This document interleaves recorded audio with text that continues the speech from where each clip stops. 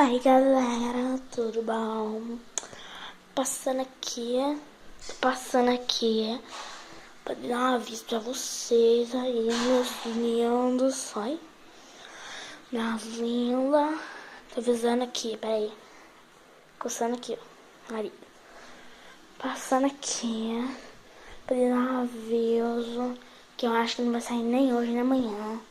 Porque tá demorando a beça. Ai, meu Deus do céu. Mas eu acho que sai.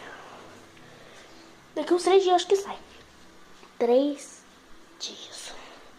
Eu levo um dia pra criar meu canal. No outro dia eu já boto o vídeo. Gente do céu. Ela demora demais. Mas se inscreve lá, hein? Acho que em breve vou criar um canal também. Queria fazer 50 fatos sobre mim hoje, mas não tem como. Não, mas acho que eu vou fazer uns 3, 4 fatos. Primeiro,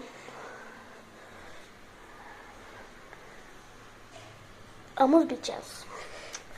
Segundo, amo os Vert. Terceiro, adoro Gacha Studio e Gacha Live.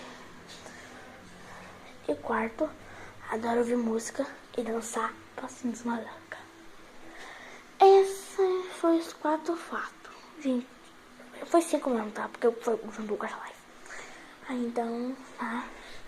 Foi isso. Espero que tenham gostado. Tchau. Tchau, tchau.